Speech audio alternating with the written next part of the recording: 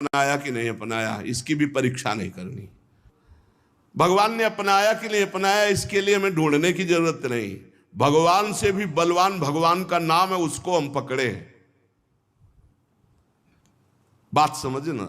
गोस्वामी जी कह रहे हैं जोगुना विराग कलयुग है, अष्टांग योग का फल है परमात्मा में समाधिस्थ हो जाना। कोई बिरला योग का प्रयोग परमात्मा समाधि के लिए करता है। नहीं, आप देख लीजिए, हम जो योग करते हैं उसका उद्देश्य क्या है?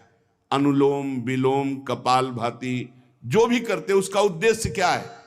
शरीर स्वस्थता। ध्यान से देखिएगा, शरीर स्वस्थता का उद्देश्य क्या है? भोग, समाधि नहीं। जो अष्टांग योग का फल है समाधि, कलयुग में नहीं रह गया।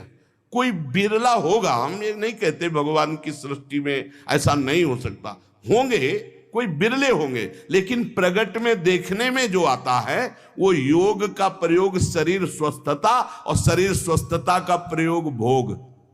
आप देख लीजिए, गोस्वामी जी कहते हैं कि अब मैं देख रहा हूं कलयुग ने अष्टांग योग में भी अपना प्रवेश कर लिया, जिससे योग का फल जो चित्त वृत्ति का निरोध करके परमात्मा में समाधिस्थ होना है गया।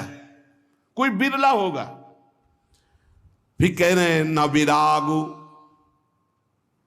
वैराग्य, क्या वैराग्य रह गया है?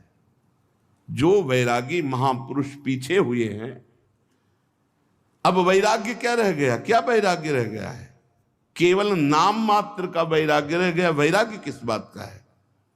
रुपया है, पैसा है, कपड़ा है, भोजन है, मकान है, व्यवस्था है, नाम मात्र का वैराग्य रह गया। वैराग्य किस बात का? जिसके जीवन में भगवान के सिवा कुछ नहीं है, राग त्रिभुवन में कहीं वस्तु व्यक्ति स्थान में नहीं, उसे वैराग्यवान कहते हैं।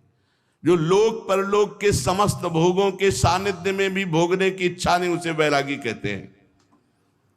गोस्वामी जी कह रहे हैं मुझे वैराग्य में भी दम नहीं दिखाई दे रहा कि भगवत प्राप्ति करा सके, क्योंकि वैराग्य में पाखंड का प्रवेश हो गया।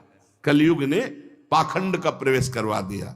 कोई बिरला वैरागी, सच्चा वैरागी, भगवान की सृष्टि में कमी नहीं होती, कोई बिरला सच्चा वैरागी होगा जिसका वैराग्य भगवान के लिए है। नहीं तो वैराग्य भी दिखावे पे आ गया है, पाखंड में आ गया है। न जप